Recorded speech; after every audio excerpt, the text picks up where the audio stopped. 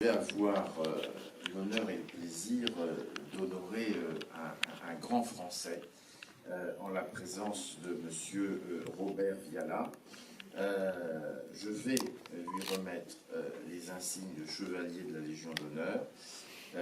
Après cette remise, il y aura un résumé, puis-je employer ce mot, de votre vie, de votre parcours de vie, particulièrement riche, dense, divers, on le verra, mais qui est surtout le parcours d'un vrai patriote. Et si je devais synthétiser la diversité de ce parcours, je reprendrai ce que j'ai dit au début de mon propos, le parcours d'un grand Français. Merci, monsieur le président.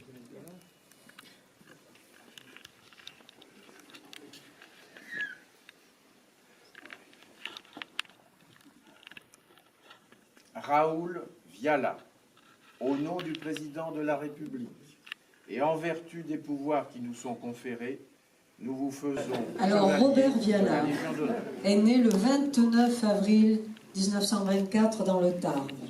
Robert Viala est titulaire d'un CAP ajusteur, de dessinateur, d'un brevet industriel et d'un brevet d'enseignement supérieur de la section industrielle des arts et métiers. Il travaille d'abord au PTT, au service télégraphique, puis, requis pour le STO, il est affecté aux mines de Carmaux en décembre 1943. Après de lourdes épreuves dans cette mine, à extraire un minerai qui alimente l'ennemi, il décide de devenir clandestin afin d'avoir la satisfaction de lutter pour la liberté. Il devient Georges Cabanel, agriculteur. À partir de juin 1944, il rejoint le maquis Le Noir et le 16 août, il part avec son groupe stopper les renforts allemands qui se dirigent vers Carmaux sur la RN 88. Pendant 3 jours, ce sera un déluge de feu. Grâce au courage de tous les résistants de plusieurs maquis, le 18 août au matin, les Allemands, démoralisés et ayant perdu de nombreux officiers, renoncent. Carmaux et son bassin minier sont libérés.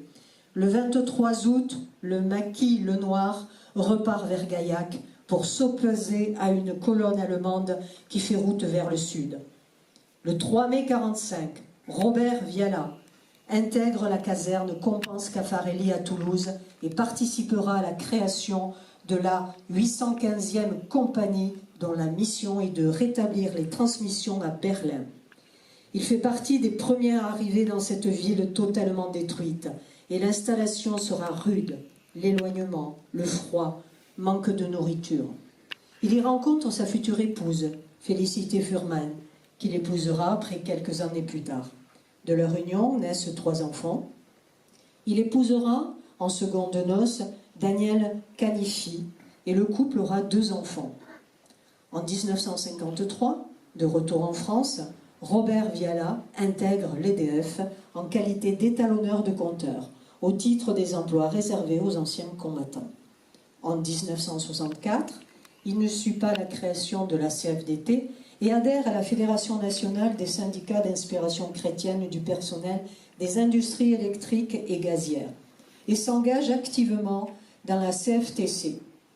Engagé tout au long de sa carrière, il poursuit son engagement auprès des retraités après avoir pris sa retraite en 1984. Par décret du président de la République du 8 novembre 2024, M. Robert Viala a été fait chevalier de l'Ordre national de la Légion d'honneur. Félicitations, M. Robert Viala.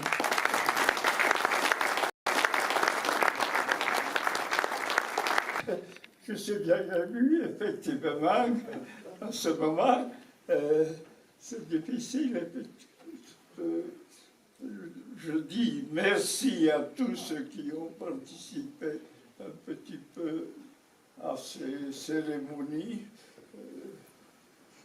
C'est vrai qu'il est bien difficile, sous l'émotion, de dire beaucoup de choses. Mais je remercie ici tous les présents qui sont là. Et, mon Dieu, je dis que ça continue. Bravo.